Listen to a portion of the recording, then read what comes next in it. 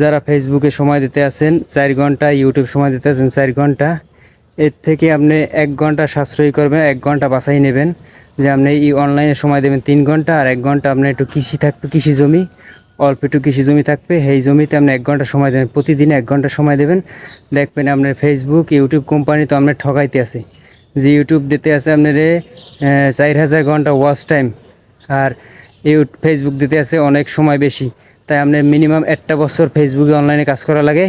এই 1টা বছর আপনি একটু জমিনে কাজ করেন, কৃষি করেন, দেখবেন ওর থেকে বেশি সফলতা আসবে ইনশাল্লাহ।